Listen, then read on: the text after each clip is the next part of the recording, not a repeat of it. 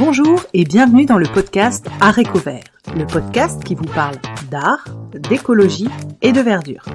Je suis Pauline Leroux, ingénieure agronome passionnée de plantes et je vous emmène à la découverte de la couleur végétale et de toutes ses applications.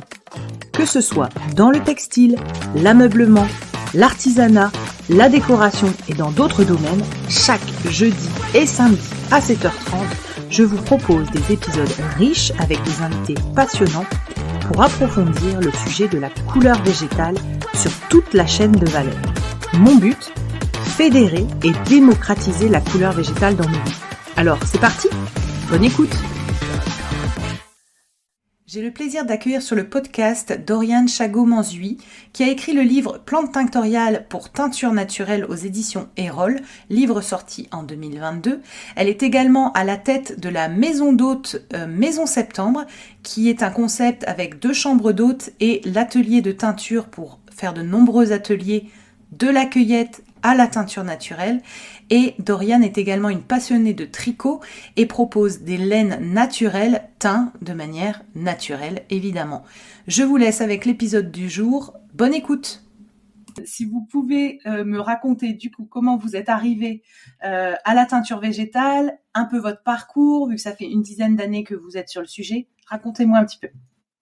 Oui, alors du coup la teinture végétale, ça a été un cheminement un peu au long cours et hyper progressif parce que au départ, moi, j'en ai fait de manière très ludique pour teindre de la laine, pour faire des tricots pour moi, pour mes filles et voilà et les enfants de copines, enfin le truc un peu classique et à un moment donné, j'ai eu envie aussi d'élargir un peu la gamme des couleurs qu'on pouvait réaliser facilement parce que, quand on commence, je pense qu'on est un peu tous pareils, c'est-à-dire qu'on va travailler avec des choses qu'on a dans la cuisine ou des déchets alimentaires ou des choses qu'on trouve facilement.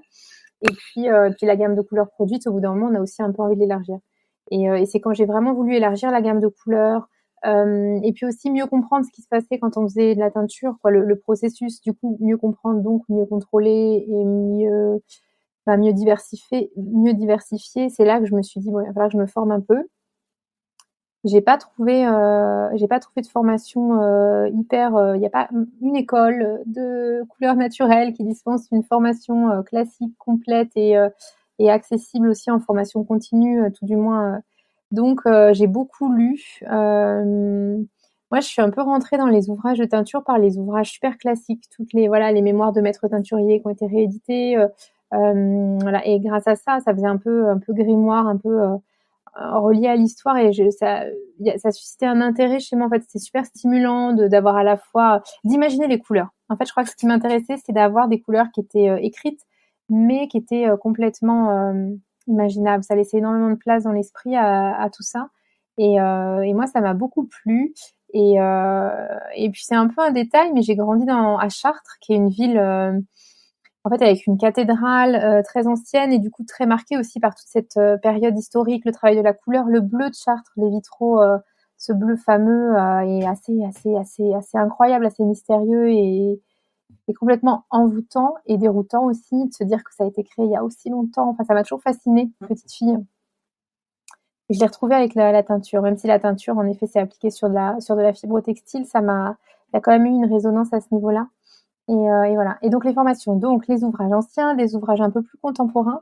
Mais moi, c'était il y a plus de 10 ans maintenant que j'ai commencé vraiment à vouloir me former.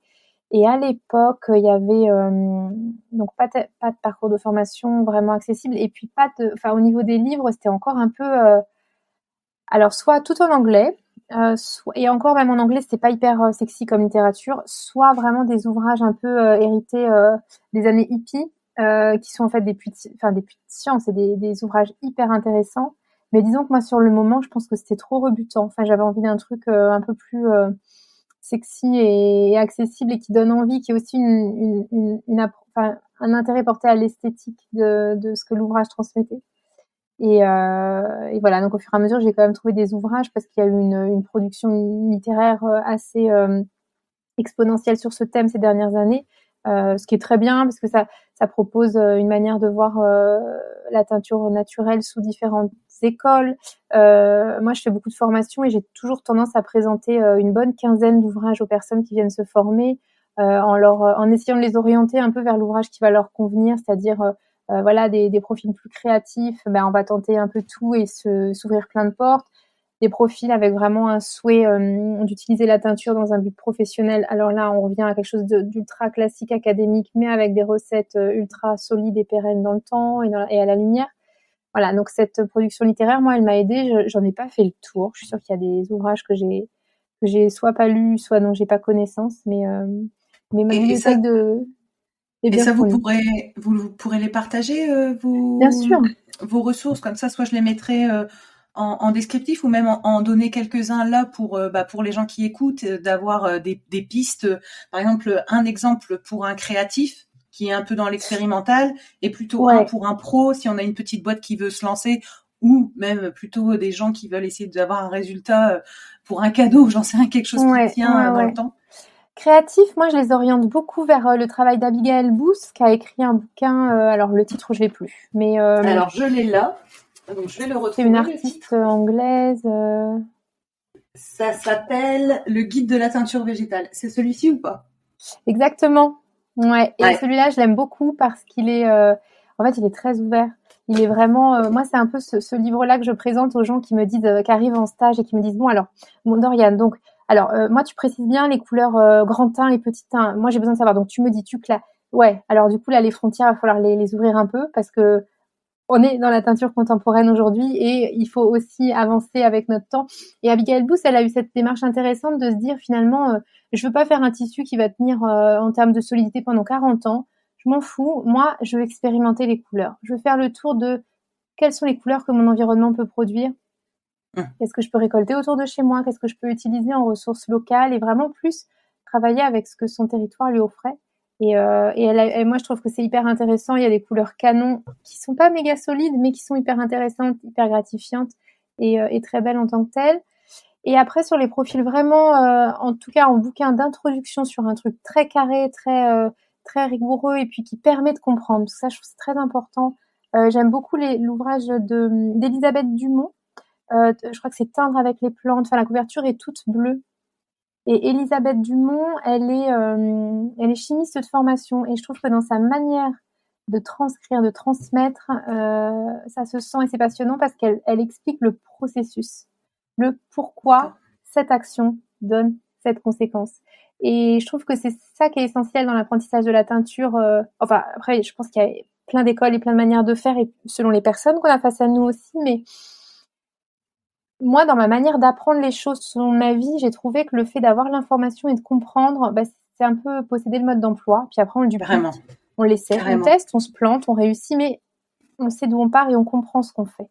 Et ça, cette capacité à avoir l'information et à comprendre les choses, je trouve que c'est vraiment essentiel. Et c'est essentiel et ça ouvre toutes les portes. C'est un très bon point de départ, je trouve. Après, c'est une manière que j'ai, moi, de fonctionner. Je pense qu'il y en a beaucoup d'autres, tout aussi valables, mais voilà, donc Non, au mais niveau c'est des bouquins. Et donc là, c'est 2 exemples parmi énormément de bouquins qui existent et qui sont super intéressants et très complémentaires, plus axés botanique, comme le livre de Marie Marquet. Elle a vraiment un ouvrage de référence. C'est vraiment super ce petit bouquin avec un format trop bien pour aller en cueillette. Voilà, c'est celui-ci, très. Guide de la teinture Ouais, naturelle. exactement. Ouais, Tout c'est à top. fait. Et puis des Ouais. ouvrages beaucoup plus. L'ouvrage d'Aurélia Wolf, qui est aussi Oui, je sur la l'ai aussi. peinture.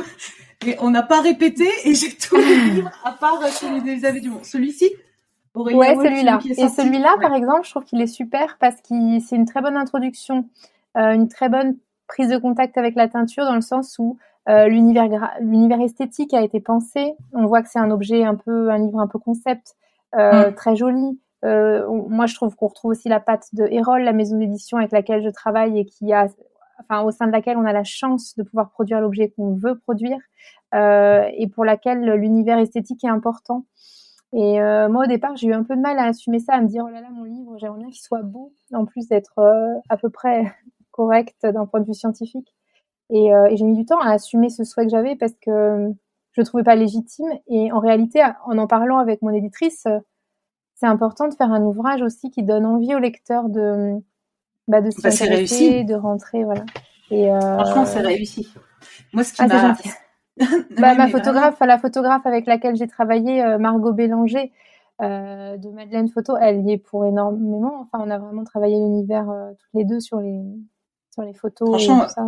ouais, j'ai trouvé que les photos, elles étaient hyper inspirantes. Ça fait un peu planche de botanique. Il y a Ouais. des dessins. Ça fait invitation à la balade. Franchement, rien que de regarder les images, moi, ça me détend en fait. Ça me détend. Et après, j'ai vu toute l'intro qui est, contrairement à d'autres livres, on va dire essentialisée. Je trouve Oui. que c'est clair, on va direct, on fait pas de blabla. Et j'ai trouvé ça sympa parce que moi qui suis quelqu'un qui aime bien pas aller vite, mais aller à Mm. l'essentiel, je trouve que c'est un exercice qui est réussi. Et j'ai adoré un C'est truc aussi gentil. dans votre livre, c'est le manifeste à la fin. C'était Ouais. une de mes questions que j'allais vous poser après. Ouais. Donc le manifeste pour des couleurs durables et non polluantes. Et j'ai adoré ce passage-là. Alors c'est 2, 3 pages, Mm. mais j'ai trouvé, et je pense qu'on y reviendra après dans les questions, mais j'ai trouvé que vous abordiez là-dedans toutes les questions qui font que la teinture végétale, pour moi, c'est une alternative aujourd'hui qu'il faut plus employer. Et donc j'aimerais bien, Mm. si ça vous va, qu'on en reparle un peu plus tard Oui, bien dans sûr, oui. le... Et alors du Oui, coup, oui. Mais ça me juste... touche, merci, parce qu'en effet, ce manifeste, il n'est pas du tout anodin. Il est à la fin, il prend 2 pages, mais je pense qu'il résume l'état actuel peut-être de la teinture végétale, les enjeux, on va dire la question des enjeux contemporains. C'est ça, c'est la Mm. synthèse des enjeux Mm. contemporains. C'est exactement ça. Une Et tentative du hein, coup, de synthèse qui n'est pas complète, je sais bien, ouais, mais en ouais, tout cas, mais c'est complet, ça va à l'essentiel. J'ai vu vos sources, qui, bah d'ailleurs, j'avais aussi trouvé des infos avec Pili. Je crois que c'est ça, ouais, oui, c'était tout à Pili. fait. Mm. Voilà, donc moi aussi j'avais trouvé des choses Mm. fiables avec eux. Donc Oui, oui, franchement, oui. j'ai trouvé ça vraiment. Et encore une fois, c'est pas du blabla, c'est synthétique et il y a toutes les idées clés. Donc j'ai trouvé ça top. Et je voulais justement vous demander comment c'est venu de proposer un livre. Est-ce que c'est les éditions Erol qui sont venus vous chercher? Est-ce que c'est vous qui avez écrit quelque chose et proposé? Comment ça s'est fait ce projet? C'est un peu un mélange, c'est un peu une rencontre multifactorielle parce qu'il y a même pas eu que la maison d'édition et moi, il y a eu aussi beaucoup de personnes qui participaient à des stages ou des formations, qui au bout d'un moment ont un peu, «Bon, bah, c'est super les bouquins que tu présentes, mais toi, il est où le tien?» Tout ce que et voilà, l'idée elle est née de là parce que moi, franchement, de moi-même, jamais je me serais sentie suffisamment légitime pour, avoir l'idée de rédiger le moindre truc. Et puis d'ailleurs, ça a été un obstacle au début de la rédaction du livre parce que, j'ai eu ce truc de la page blanche. Alors moi, j'ai toujours beaucoup écrit, même dans mes études et dans mes boulots d'avant, mais pas des choses, destinées à être publiées et quand quand on commence à essayer de rédiger un truc qui a vocation à être publié, là, tout de suite, c'est compliqué parce que, bah, on vient re-questionner sa légitimité, on vient re-questionner la véracité, scientifique de ce qu'on dit aussi et ça, c'est compliqué. Et puis, bah, en tant que femme, je pense qu'on a un petit handicap supplémentaire à ce niveau-là C'est et clair. voilà. Donc une fois que j'ai eu conscientisé tout ça et mis de côté, j'ai commencé à réussir à écrire et après j'ai beaucoup écrit et j'ai eu même beaucoup le livre est beaucoup plus gros que ce qu'il devait être au départ et j'ai une éditrice qui a été, super cool pour ça et une maison d'édition aussi et c'est génial de pouvoir avancer un peu, en se laissant guider par ce qu'on a envie de transmettre.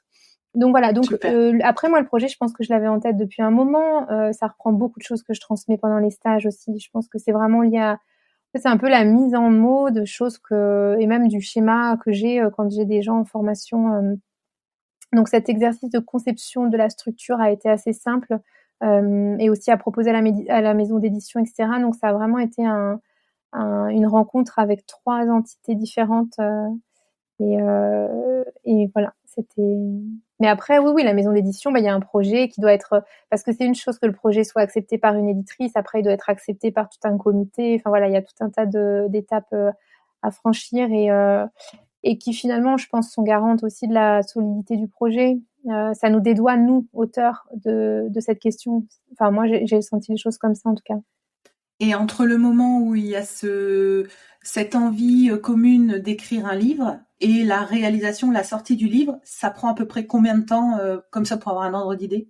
Oui, alors, moi, c'est pareil, c'est des échéances que j'ai découvert parce que c'était pas du tout, mon univers auparavant. Moi, ça a dû durer 1 an et demi, entre, la première transmission, enfin, les premiers échanges vraiment formels avec la maison d'édition et la publication. Sachant que je pense que ça peut être plus long et que ça peut être un peu moins long. peut-être. Moi, ça a pris, oui, entre 1 an et 1 an et demi, avec finalement une phase de rédaction assez courte de peut-être 4 mois. Et tout le reste du temps, c'est tout le travail de recherche documentaire, de relecture, et puis tout le travail après de maquette, de prise de photos et de relecture des épreuves, des allers-retours Ouais, entre nous et la maison d'édition. et ce que j'aime bien aussi, c'est que pour chaque plante, il y a pareil encore on va à l'essentiel de quelle partie de la plante on utilise et une petite anecdote. Et en fait, pareil, Ouais. ça invite les gens, je trouve, si l'anecdote les intéresse, à aller creuser, mais ça ne rajoute pas un pavé trop long. En fait, moi, c'est ça que j'aime bien, c'est que du coup, j'ai vu des petites anecdotes et je me suis dit, ah bah tiens, attends, je vais aller taper sur Google. Et du coup, si une anecdote m'accroche, en fait, j'y vais. Et il y en a d'autres, bah, c'est moins mon truc du moment et du coup, ça passe. Et ce que j'ai beaucoup aussi aimé, c'est qu'il y a le respect des saisons avec ce qu'on trouve autour de soi, parce que j'ai vu que vous aviez vraiment cette approche de faire avec les plantes de votre environnement. Ça, je trouve ça génial.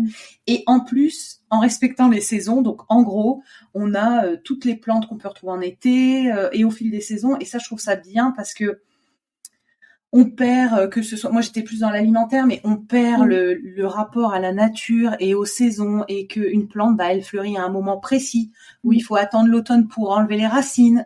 Et en fait, je trouve ça cool parce que dans ce livre-là, bah, en fait, d'emblée, on lit le sommaire et on voit que, bah oui, en fait, il y a des saisons à respecter, et j'ai trouvé ça vraiment intéressant. Et du coup, ça me donne juste une question, Doriane, c'est quand vous, bah voilà, vous avez essayé d'abord la teinture avec comme vous l'avez dit, ce qu'on a dans la cuisine, les déchets alimentaires, etc. Ensuite, bah, les essentiels, les plantes hyper connues. Et ensuite, si j'ai bien compris, vous êtes arrivé à vos plantes locales.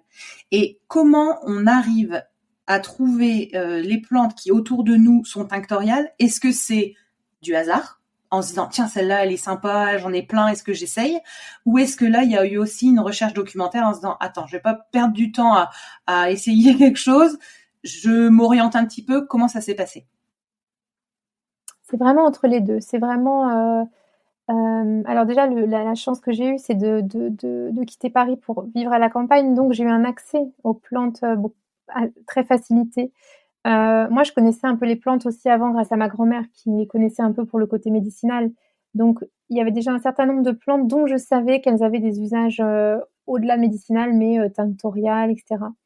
Et après non, après je me suis assez vite, inspirée des vieux bouquins de botanique, et des vieux bouquins de teinture, enfin des traités de teinture traduits, et puis il y a beaucoup de traités de teinture ou d'ouvrages intéressants, alors parfois c'est vraiment un langage auquel on n'est plus habitué, c'est un peu difficile à comprendre comme littérature, mais sur le site, je crois que c'est de la BNF, en libre accès, il y a accès à énormément de choses, donc j'ai beaucoup lu tout ça, j'ai transcrit un peu avec les plantes que j'avais sur mon territoire.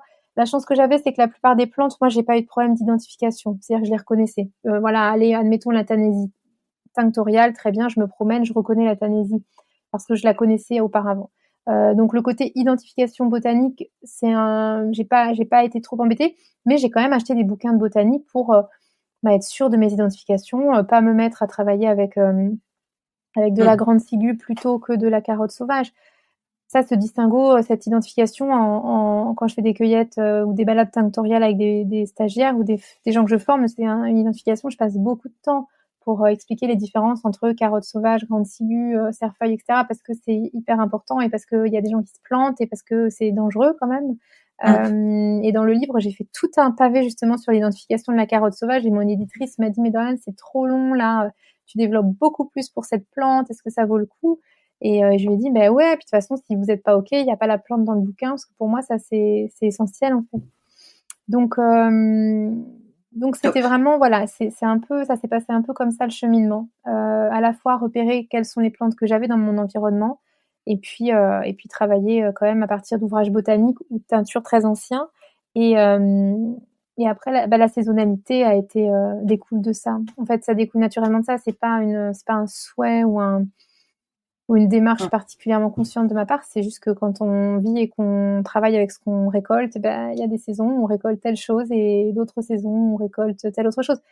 Même si là, depuis quelques années, c'est un peu compliqué au niveau de la saisonnalité sur certaines plantes qui ont voilà des mais il y a quand même une saisonnalité, même pour avoir la meilleure valeur tinctoriale de la plante, il y a une saison à respecter. On va pas cueillir une tomate verte sur un pied de tomate juste parce elle est là. On va attendre qu'elle mûrisse, qu'elle soit rouge. Bah, avec les plantes, c'est la même chose et D'accord. ça, c'est hyper important à voir. Après, ça force à la lenteur, ça force à la patience, ça force à l'humilité aussi, hein, face aux saisons et cetera et ça, je pense que c'est important. Moi, je réponds souvent à des personnes qui me demandent, telle couleur ou telle autre, ben non, en fait, là, c'est pas possible, on va attendre 6 mois et alors certaines personnes trouvent ça ultra, poétique et génial et c'est l'occasion d'avoir des échanges sympas et d'autres personnes vont dire: «Ah non, bah, en fait, c'est tout de suite qu'il me le faut». Mmh. Ouais, mais en fait, non. En teinture, il y a un temps long et ce temps long, il est indispensable Ouais. pour la récolte des plantes et puis, au-delà de ça, dans la technique de teinture pour avoir des couleurs, vraiment solides, on peut pas faire une couleur en urgence et trop Mmh. rapidement. OK. Et du coup, donc le livre, il est arrivé avant, le projet Maison Septembre ou c'est d'abord le projet Maison Septembre? Ça s'est fait dans quel ordre du coup? Oui, c'est d'abord le projet Maison Septembre. Maison Septembre, l'entité Maison Septembre, c'est depuis 2018, et le livre, lui, bah, là, il est sorti début novembre 2022, donc bien après. Enfin, bien après. Non, c'est une échelle très courte, hein, mais après. Et du coup, alors Maison Septembre, est-ce que vous pouvez nous raconter, l'idée, la genèse, ce que ça rassemble, comme, comme projet? Enfin, parce que j'ai Ouais, l'impression que c'est 2 projets, moi, en un, mais j'aimerais bien ouais. entendre votre, C'est plusieurs, ça rassemble plusieurs choses, Maison Septembre. Alors Maison Septembre, c'est né autour d'un lieu finalement. C'est vraiment né autour de ce lieu, dans lequel je vis et je travaille et on accueille des personnes aussi en maison d'hôtes. C'est une ancienne ferme dans un petit village, hyper vert, de l'Anjou, pas très loin d'Angers. Vraiment à mi en fait, au cœur de vignes et en fait, on est en proximité avec des vignes et avec le fleuve, avec la Loire et donc la Loire, c'est un fleuve, enfin, c'est un fleuve qui est sauvage, qui est, très peu contraint, par l'humain. Donc c'est un fleuve qui est magnifique, qui a énormément de diversité, à la fois en termes de faune et de flore et d'ailleurs, c'est une des raisons pour lesquelles dans mon lieu de vie, dans mon environnement de vie, j'ai autant de plantes, à disposition. Après, il y a aussi beaucoup d'espaces protégés dans lesquels je fais pas de cueillette parce qu'on n'a pas de, il y a pas de enfin, c'est pas autorisé de cueillir parce que la nature est trop fragile dans ces endroits-là. Mais ça n'empêche pas de faire des identifications et des repérages ou un mmh. recensement, c'est toujours intéressant aussi. Hem, donc voilà, ce petit lieu à la campagne très sympa et la rencontre avec cette maison, enfin cette ancienne ferme qu'on a rénovée et qui est enfin il y a plusieurs bâtiments, donc on a aussi eu l'idée d'en faire des chambres d'hôtes pour, bah, accueillir un peu des gens. Moi, c'est vrai que je venais d'un boulot où je recevais du public énormément et je me suis dit: «Ouh là là, quitter Paris plus, changer de boulot, c'est beaucoup de changements et surtout ça fait beaucoup moins d'humains face à moi». Donc le projet de maison d'hôte a un peu été lié à ce constat-là. Et puis après, moi, j'ai installé mon atelier de teinture et cetera dans ce lieu. Donc voilà pour le lieu et pour aussi le nom un peu Maison Septembre, qu'il fallait bien trouver et puis c'est jamais facile de trouver un nom, de marque. Et du coup, donc sur ce lieu, vous accueillez, des personnes qui viennent en chambre d'hôte. C'est forcément lié à la teinture végétale ou il y a des gens qui peuvent venir en chambre d'hôte sans avoir de lien avec un atelier de teinture? Ou, c'est plutôt, à destination, de combiner les 2, maison d'hôte et atelier de teinture? Alors jusqu'à présent, c'était vraiment complètement fractionné, c'est-à-dire que, des personnes, on a accueilli beaucoup de vacanciers, de cyclistes, de randonneurs et cetera, sans aucun lien avec la teinture, qui ignoraient qu'il y avait un atelier de teinture, dans le même lieu. Enfin voilà, c'était vraiment, des mondes un peu parallèles. Quand même là, à partir de cette année, on va plutôt réorienter vraiment sur l'accueil des personnes pendant les périodes de stage ou à l'occasion de stages et cetera. Même si, voilà, la maison d'hôtes reste ouverte, pour accueillir tout le monde, mais c'est plus qu'on sera moins active, pour accueillir, des touristes, cet été. Parce qu'aussi c'est un manque de temps. Moi maintenant, j'ai Mmh. absolument plus le temps pour accueillir, comme je le souhaiterais tout au long de l'été, on va dire. Donc je préfère, rationaliser un peu pour essayer de faire, bien et Et du coup, il y a combien de chambres, du coup, à Maison Septembre? Enfin, vous il y pouvez a 2 accueillir chambres combien de... d'hôtes. Ouais, D'accord, OK. ouais. OK. Et alors, du coup, si j'ai bien compris, vous proposez des stages. Il y a différents, pas niveaux, mais il y a différents thèmes de stage. Oui, oui, Est-ce que oui. vous pouvez en dire un petit peu plus pour ceux qui écoutent et qui seraient intéressés de comprendre les nuances et les différents Ouais. stages? Oui, il y a des stages. Alors là, le format, le contenu est à peu près similaire, c'est vraiment le format qui va changer. C'est-à-dire il y a un premier stage qui dure donc 2 jours et donc ces 2 premiers jours, c'est vraiment consacré à la teinture végétale classique. Donc on fait une assez grande promenade de cueillette et de reconnaissance de plantes tinctoriales et puis après la journée et demie qui reste, on la consacre à faire de l'échantillonnage de coloris pour que les gens puissent avoir un premier répertoire avec, je sais pas, une petite centaine d'échantillons, pour commencer à créer cette petite bibliothèque de référence. Ça fait beaucoup parce qu'on travaille chaque couleur sur, 4 types de fibres, de la laine, du coton, de la soie et du lin. Et à chaque fois, on travaille la couleur, on la nuance, enfin voilà. Donc c'est à partir d'une plante, on va dire, on peut faire, plein d'échantillons différents.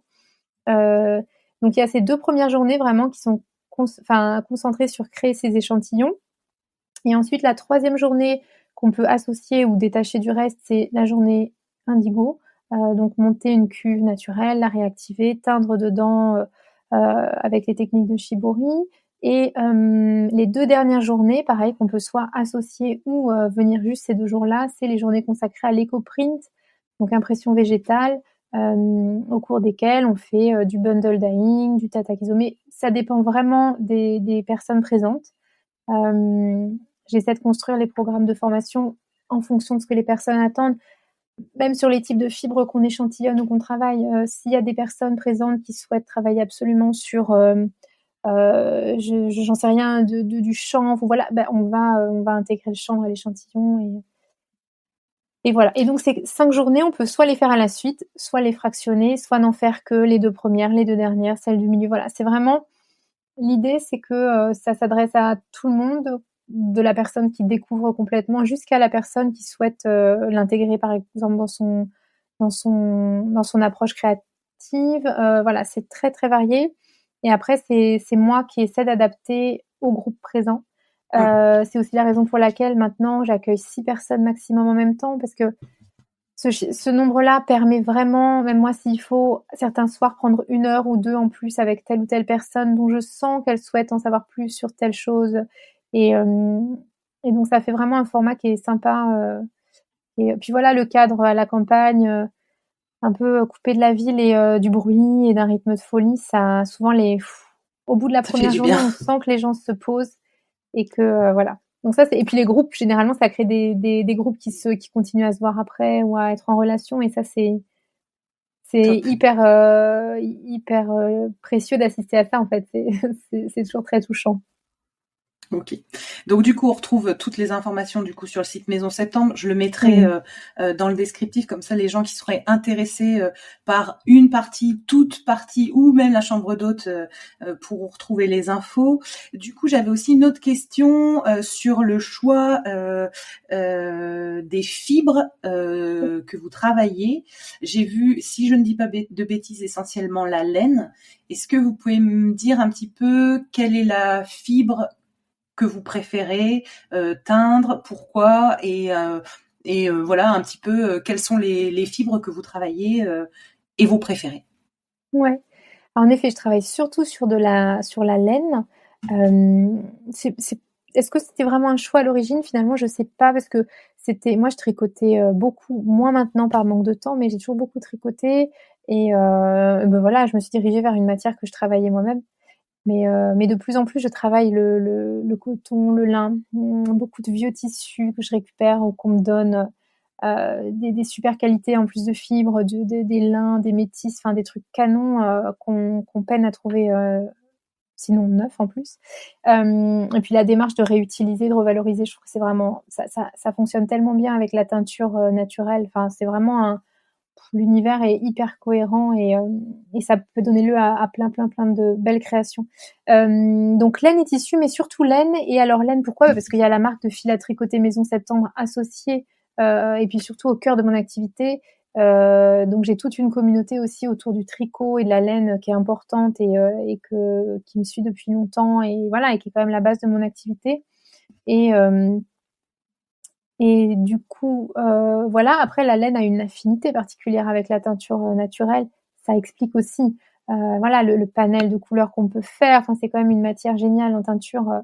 C'est quand même vachement plus gratifiant et rapide de teindre un écheveau de laine que de s'attaquer à un gros coupon de lin Oui. bien, voilà, bien raidi encore. Et là, on sait qu'il y a du boulot sur la fibre avant de pouvoir vraiment la teindre. Même si une fois teinte, c'est canon et c'est génial aussi. Mais disons, voilà, c'est pas, il y a beaucoup, beaucoup de travail. Et les laines, après, dans la même démarche que je travaille des choses naturelles en couleur, j'ai voulu aussi travailler sur des fibres naturelles. Donc, c'est des laines qui sont filées en France. Pour certaines, elles sont entièrement réalisées en France, c'est-à-dire qu'elles sont issues de filières de revalorisation de laine un peu délaissées auparavant, c'est-à-dire des laines qui sont issues de races de moutons pas forcément lainières, mais dont on commence à récolter la laine pour la valoriser à nouveau. Beaucoup d'élevages situés dans le Massif central, puisque les filatures avec lesquelles je travaille sont situées en Creuse, et elles développent des chouettes filières par rapport à la laine. Je travaille pas mal de laine cardée, de plus en plus, parce que la laine filée, finalement, il y a plus de transformation et puis le process peut pas être entièrement réalisé en France. Donc voilà, c'était aussi un peu la limite que j'avais à travailler la laine filée. Et d'autant plus que la laine cardée prend très très joliment la couleur. Et c'est des Et laines qui sont de... Oui. j'allais, j'allais poser une question, moi qui suis néophyte, nouvelle dans Oui. le sujet. C'est quoi la différence entre les deux laines que tu viens de citer du coup? Alors pour dire les choses avec vraiment un résumant fort, mais pour que l'image vous l'ayez en tête, la laine filée, c'est une laine qui va subir un peu l'étape du peignage du fil. C'est-à-dire le peignage du fil, c'est comme, faut imaginer deux grands peignes l'un sur l'autre pour essayer de ranger les poils dans le même sens. Le fil peigné, cette étape, il va la subir énormément, plusieurs fois, etc. Donc les poils vont être vraiment rangés de manière perpendiculaire. Et donc ça va faire un fil qui va avoir un aspect beaucoup plus lisse. Alors D'accord. que la laine cardée, cette étape est réalisée avec beaucoup moins, on va dire, en quantité. Et donc, il faut imaginer les fibres plus agglomérées les unes aux autres. Donc, ça fait un rendu D'accord. beaucoup Je plus vois, touffu, beaucoup je plus, voilà. vois du coup, mais j'avais pas les termes. Non, D'accord, mais ok. c'est du langage. En effet, j'aurais dû détailler un peu. Et c'est pareil au niveau de la fibre. C'est des laines naturelles. Naturelles, qu'est-ce que ça veut dire? C'est des laines qui sont pas traitées chimiquement, c'est-à-dire qu'elles reçoivent pas de pré-blanchiment et surtout, elles sont pas traitées superwash. Superwash, c'est ce fameux traitement qui a permis aux laines de passer à la machine à laver à partir des années 60-70 pour plein de raisons, parce que ça apparaissait aussi en même temps que l'apparition massive des fibres issues de la pétrochimie qui, elles, passaient en machine à laver. Donc, on a appliqué des traitements aux laines pour qu'elles aient les mêmes conditions d'entretien. Et ça a été à l'époque vu comme un progrès, sauf qu'actuellement, on se rend compte quand même qu'à la fois au niveau du moment du traitement, c'est ultra polluant.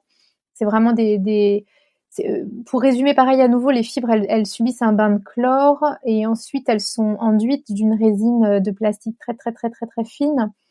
Donc c'est une laine qui n'a plus grand chose à voir avec une fibre naturelle puisque la structure de la laine est complètement cassée, elle perd ses qualités isolantes. Enfin voilà, c'est vraiment une laine en plastique pour dire les choses un peu vite. Et surtout, ça induit une pollution au moment du traitement et ça induit une pollution tout au long de la vie de la fibre, puisqu'à chaque lavage, ces fameuses microparticules vont être libérées dans les eaux usées et sont beaucoup trop fines pour être filtrées par les unités de Traitement des traitement des eaux. eaux. Et donc ça, c'est D'accord. vraiment ces fameux plastiques qu'on retrouve dans l'océan. On est vraiment sur ce type de produit. Et ça, c'est vrai que moi, j'essaie de communiquer, de donner les infos sur ces thèmes-là, mais je sens que même dans un public de tricoteurs assez experts, ces notions sont assez peu connues. Parce qu'il y a très peu les marques communiquent pas du tout là-dessus. Évidemment, c'est pas très vendeur, mais c'est une réalité aujourd'hui. Donc voilà, donc fibre naturelle et puis surtout une grosse partie de la transformation, voire de la réalisation en France.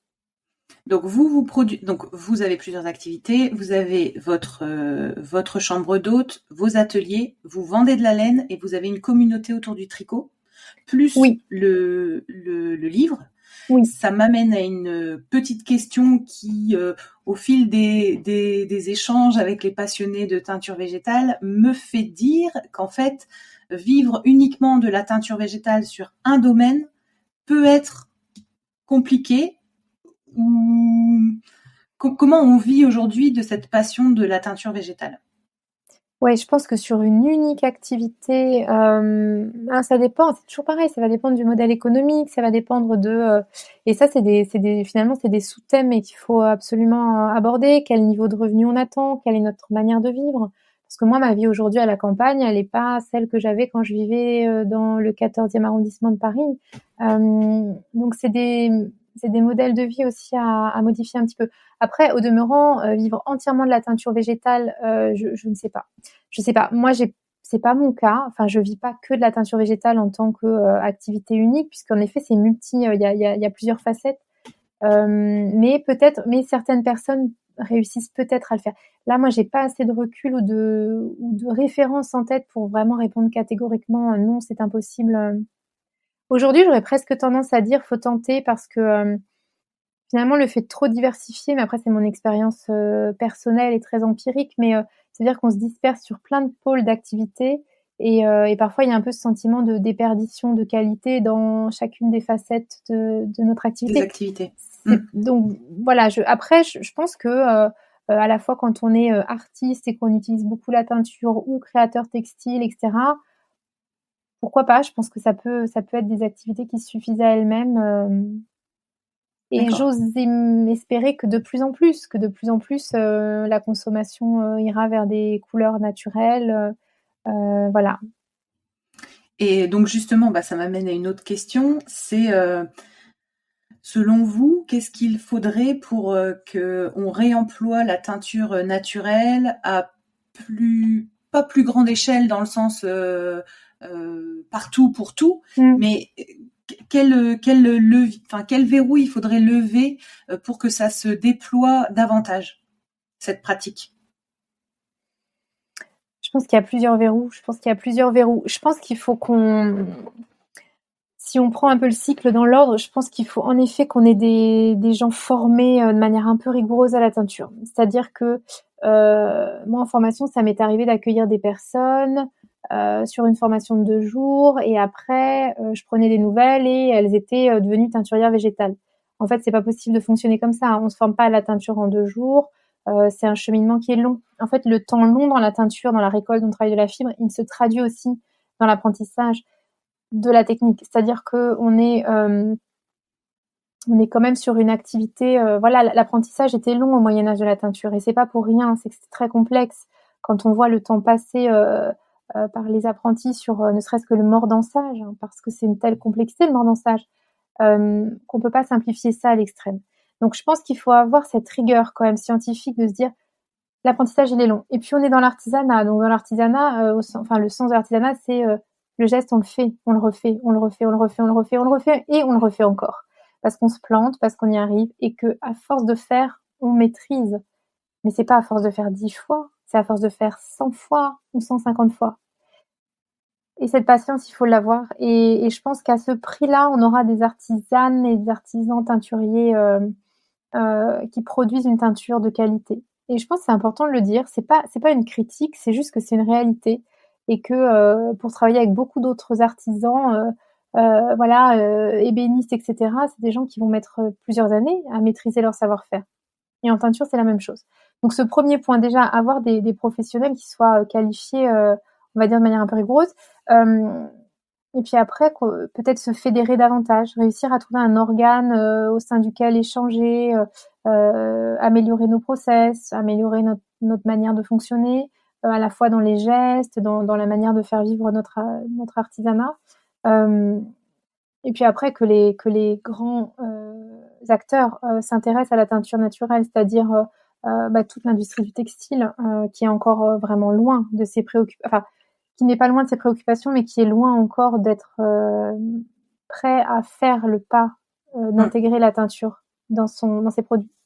Mais ils sont pas seuls responsables, entre guillemets, c'est-à-dire qu'il faut que le consommateur aussi prenne conscience de certaines choses et que j'ai quand même moi souvent des remarques encore liées au fait de c'est bien, c'est joli, mais en fait c'est pas solide, ça va pas tenir dans le temps, on va pas pouvoir faire subir ça et ça à ton tissu. Voilà, c'est toutes ces représentations qu'il faut déconstruire.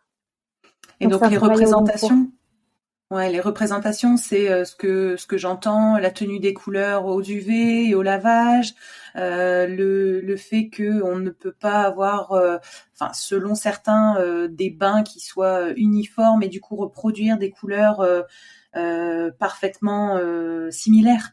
Oui, Euh, c'est un peu ça, moi, que j'entends depuis le début, d'a priori. oui, J'interroge les gens dans mon entourage, c'est les premières choses. Alors déjà, il faut que les gens connaissent. Il y a énormément oui, de gens qui ne connaissent pas. Et bah quand oui, ils connaissent, ils ont des a priori et ils me citent, et vous l'avez fait au début, l'époque Baba Cool. C'est oui, dingue. Donc c'est ça, c'est ah oui, non mais ça c'est un truc de baba cool. C'est une couleur qui est terne aussi, on me dit. Alors ah que en ouais, c'est formation, fou j'ai bien vu ça. les couleurs, elles sont Ouais, magnifiques et elles ouais, sont vives. Donc ouais, donc il y a aussi à déconstruire les fausses idées reçues oui. des particuliers et quels seraient les leviers pour les particuliers à faire sauter. Teindre naturellement, c'est plus long et donc aussi plus coûteux. C'est l'unique levier pour les particuliers ou il y a un autre levier à activer? Pour les particuliers, je pense que oui, je pense que ça, c'est un levier important. La capacité à accepter de mettre un certain prix dans une création, dans un tissu ou dans un vêtement teint avec des plantes. Euh, Après, c'est le rapport à la consommation. Enfin, moi, je pense Mmh. que finalement, je viens de plus en plus au textile et aux vêtements qu'avant parce que justement, en m'intéressant à ces questions de pourquoi est-ce que la teinture naturelle essaime pas davantage, parce que moi, il y a 10 ans, je j'aurais pas anticipé, j'aurais pas imaginé que la teinture naturelle se soit pas plus développée en 10 ans.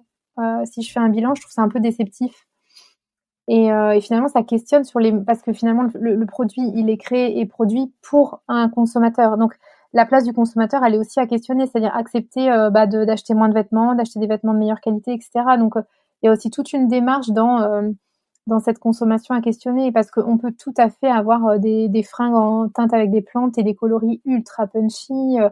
Enfin, c'est tout à fait possible. L'excuse de la couleur, je pense qu'elle est pas, elle est pas assez solide, quoi. Enfin, c'est complètement. Des a priori. Mmh. Ouais, tout à fait, les a priori. Et les a priori sont nombreux, ils sont ancrés. Et après, quand on passe sur un public professionnel, moi, j'ai déjà entendu des personnes qui me disaient, mais enfin, tu sais, s'il fallait qu'on cultive des plantes tinctoriales pour massifier la teinture naturelle, bah, il y aurait plus de terres agricoles, tout serait consacré à la culture de plantes tinctoriales.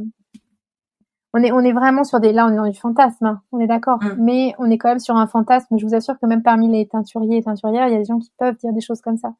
Et c'est pas des gens a priori qui viennent du monde agricole et qui connaissent les réalités agricoles. Donc, on est vraiment sur la représentation au sens propre du terme, c'est-à-dire véhiculer des Mmh. a priori qu'on considère comme étant valables parce que édictés par telle autorité. Donc il y D'accord. a tout un travail de déconstruction. Mais nous, on a notre responsabilité. Moi, par exemple, je prends complètement la responsabilité de pas suffisamment communiquer sur ces thèmes auprès de mon public. Le bouquin, le livre avait un peu cet objectif aussi, et notamment la fin du livre, là, ce fameux manifeste. Mmh. Alors, je sais que certains lecteurs le lisent avec attention et me font des retours sur ces pages précisément. Je sais que d'autres lecteurs vont les survoler ou pas forcément trop entrer dedans parce que c'est voilà. Mais moi, je trouvais ça hyper important qu'il figure dans le livre, quoi. D'ouvrir un peu justement vers tout ça. Moi, ça m'a donné. En fait, j'avais l'idée de faire un épisode sans intervenant et de parler uniquement de l'impact des pigments pétrochimiques sur l'industrie Bien textile, sûr. l'impact, Mmh. donc avec les 20% d'eau Terrible. potable qui sont Mmh. pollués par rapport à ça. J'ai retrouvé des chiffres dans votre livre avec 15% des pigments qui en fait n'adhèrent même pas à la Oui, fibre et partent directement dans l'eau. Du coup, je pense que en m'appuyant sur les chiffres de l'ADEME et quelques oui, autres sources que j'ai trouvées, mmh, je vais faire un épisode un peu introductif sur l'impact que ça peut avoir sur l'eau, sur le sol, etc., oui, pour donner un peu le sens que mmh, c'est une alternative. Ce que j'ai aimé aussi, donc du coup on revient à ce manifeste, c'est que il y a donc cette a priori sur la résistance, donc la résistance d'une couleur dans le temps aux UV, au lavage, etc., qu'on appelle nous en termes, dans la teinture, la solidité de la teinture, oui. si je dis pas de Oui, oui, tout à bêtises. fait, Et oui. là, bien sûr, c'est et là, Michel Garcia me l'a activement dit. Si le travail est bien fait et qu'on comprend ce qu'on fait, le Mmh. produit, la couleur est solide et tient dans le temps. Bien sûr. Donc c'est quelque chose à déconstruire. Sur le coût de production, c'est clairement entendable en fait que avec des pigments qui sont, enfin pas des pigments, faut que j'arrête de me tromper, des colorants qui viennent des plantes, forcément c'est plus compliqué à collecter, à fabriquer. J'espère que je vais réussir à avoir Greening, le fabricant de colorants de pigments, au podcast. Ce serait génial pour avoir justement tout ce process. Donc le coût de production, je l'entends, je le comprends, et je pense que c'est finalement, si on l'explique pas trop compliqué à comprendre pour le particulier. Oui. Moi qui suis ingénieur agro, la question qui m'intéresse et là où j'aimerais trouver des réponses, c'est exactement ce qu'on vous a dit sur attention, si on veut tout teindre de manière naturelle, on va déséquilibrer les terres, etc. Parce qu'il en faudra trop. Ça, j'aimerais vraiment creuser ou trouver des ressources pour justement apporter et lever ce frein qui pour moi Alors, ce frein, il est, enfin moi j'ai quelques éléments de réponse, mais c'est hyper parcellaire. Enfin, c'est pas du tout complet. Moi, j'avais échangé, alors je me souviens plus avec qui. Je sais qu'historiquement, c'est des arguments qu'on entend beaucoup moins aujourd'hui, mais qui ont été beaucoup plus brandis il y a de ça plusieurs dizaines d'années. Faut quand même pas oublier que l'avènement des teintures chimiques, c'est très récent. Hein, c'est vraiment à l'échelle de l'histoire, c'est très récent, et il y a aussi des intérêts économiques associés. Et que probablement il y a quand même eu aussi une partie un peu de lobbying. Alors à l'époque, c'était peut-être pas forcément ce mot, mais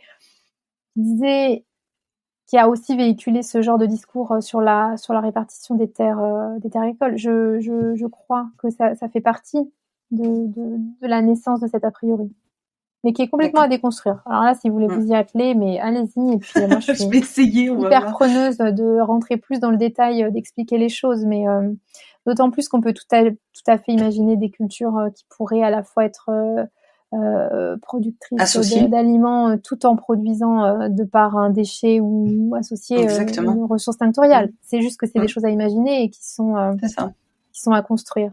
Et ça, je trouve que là, on touche aussi la limite aujourd'hui parfois de la teinture naturelle, qui est que c'est chouette d'être dans nos ateliers.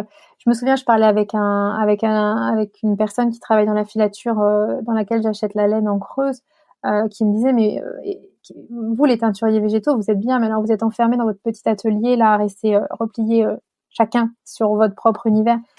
On manque de mise en commun, on manque de partage, on est quand même encore très marqué, je trouve, par ces fameux secrets d'atelier, transmission orale. Voilà, se dire, alors je vais refaire la recette telle qu'elle est écrite dans ce vieux traité de teinture, mais en fait non, j'obtiens pas ce que je suis censée obtenir, parce que je sais bien que l'ingrédient secret ou la technique, voilà, elle est pas écrite, parce que c'est une transmission orale et qu'on est encore dans ce culte un peu du secret, de garder ces trucs d'atelier. Et je trouve que ça, c'est une énorme erreur, parce que ce manque de transmission à une période, c'est ce qui a conduit à une perte de savoir-faire aussi. Donc ça, c'est aussi important en teinture, qu'on réussisse à comprendre que tout le monde peut fonctionner ensemble, et que surtout ces temps communs, ils peuvent être, je pense, produire des choses vraiment, vraiment intéressantes. D'accord.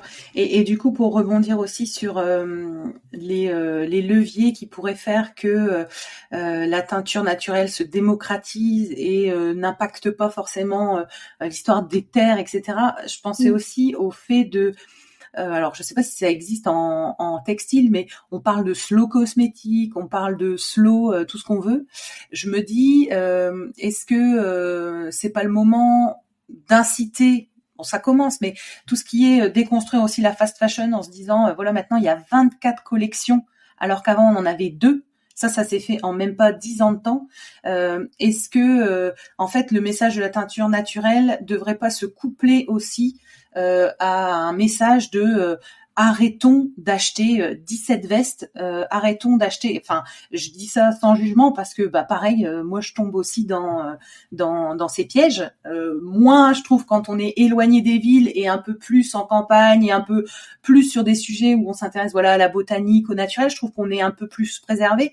Mais je pense que ça s'associe aussi avec le fait qu'il faut arrêter d'avoir des vêtements qu'on porte même pas, et un an après on les met à la benne parce que en fait on les a pas mis.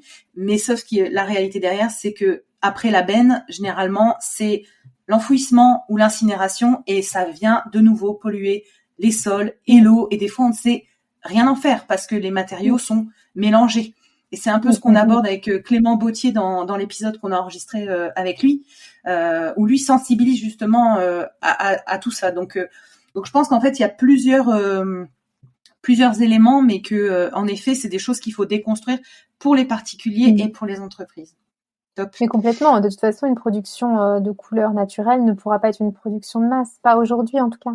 Et ça, c'est en effet, c'est un prérequis pour envisager toute extension de la teinture naturelle. C'est-à-dire que imaginer une duplication à grande échelle et en production de masse, quel sens ça aurait? Je suis même pas sûre que ça.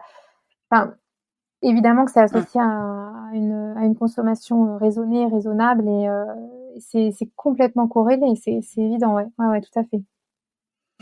Et du coup, j'avais une question aussi, Doriane. Donc, sur votre activité, pour revenir à votre activité laine, c'est vous qui teignez chez vous dans votre atelier? Oui.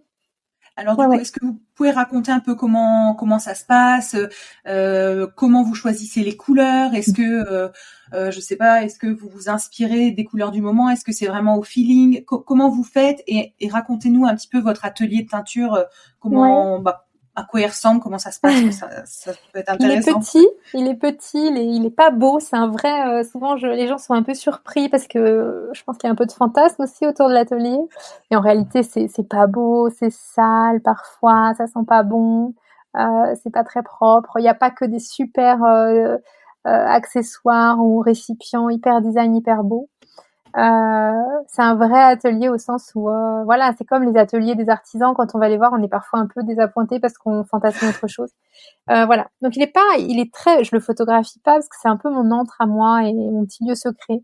Donc il est pas très grand. Alors oui, au niveau des couleurs, avant j'avais un peu l'habitude de faire le plus de couleurs possible pour qu'il y ait la plus grande proposition possible en termes de gamme de couleurs. Et puis finalement, je me suis rendu compte que ça me saoulait un peu d'aller vers cette exhaustivité, que c'était pas ma manière de fonctionner, c'était pas ce que je souhaitais véhiculer non plus. Donc maintenant, j'ai plutôt tendance à réduire la gamme de couleurs.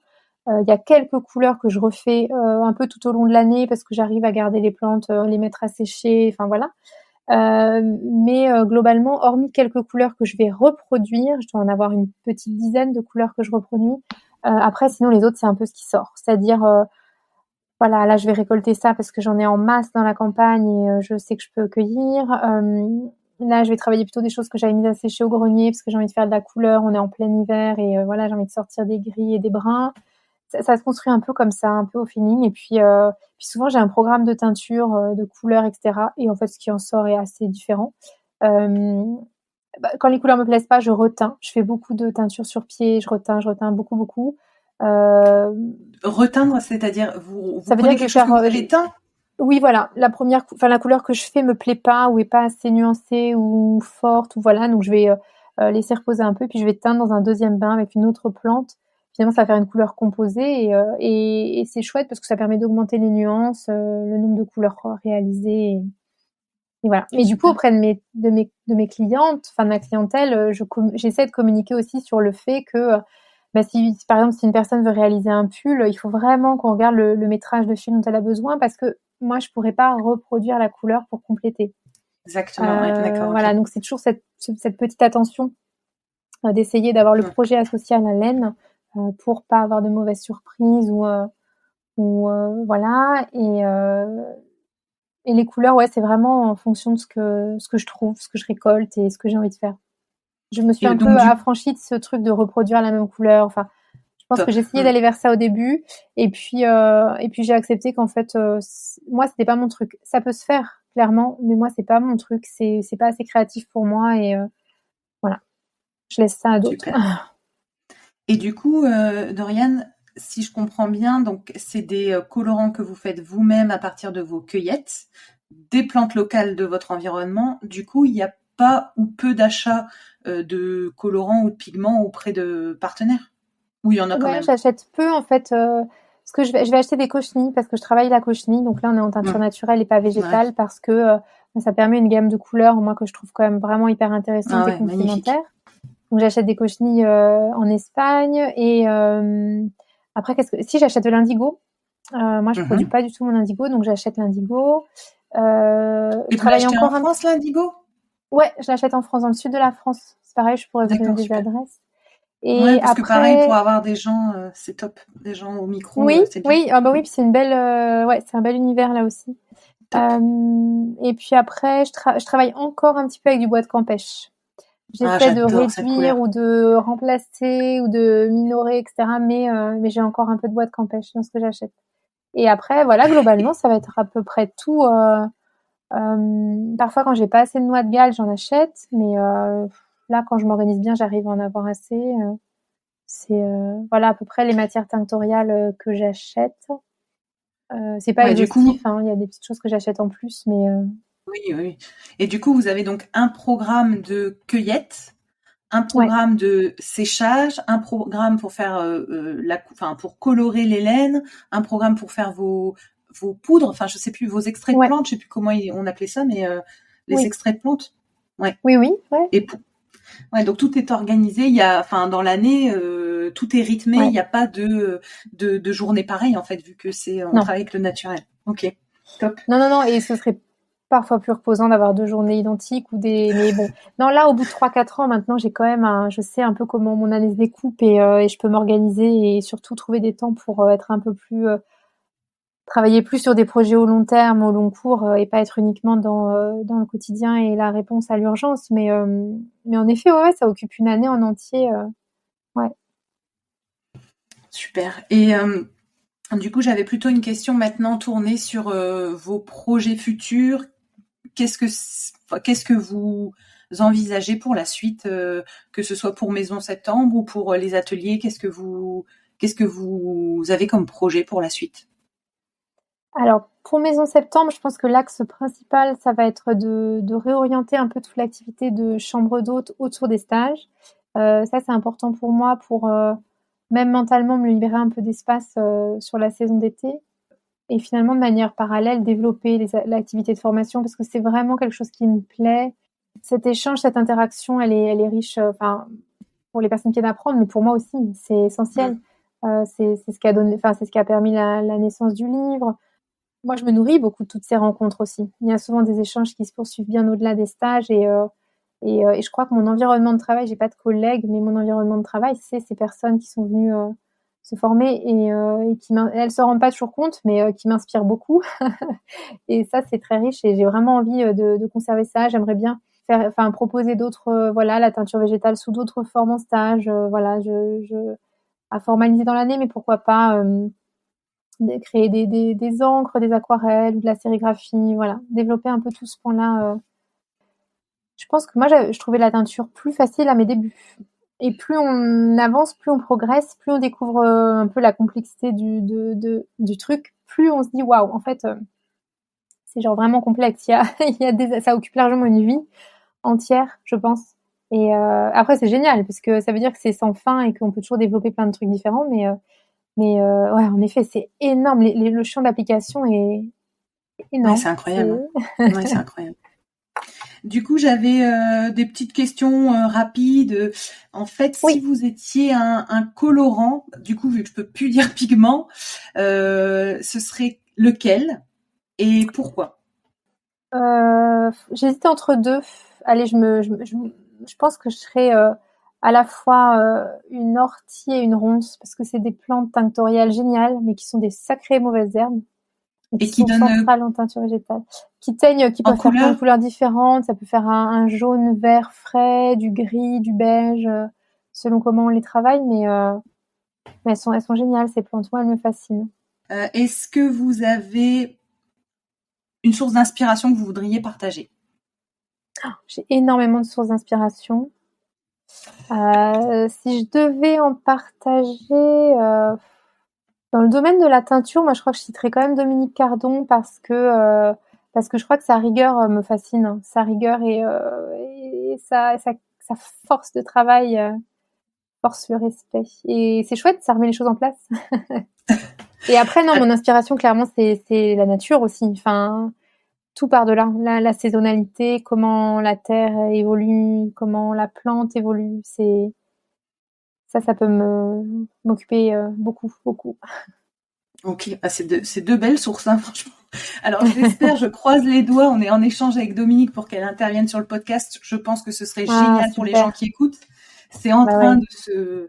de s'organiser, donc on va voir, Ouais, on ouais, ouais. croise Et les moi, doigts. en termes de sources d'inspiration, et c'est vrai que j'avais fait une interview pour un magazine qui m'avait posé un peu, qui m'a demandé si j'avais une figure tutélaire ou quelqu'un, une grande référence en teinture.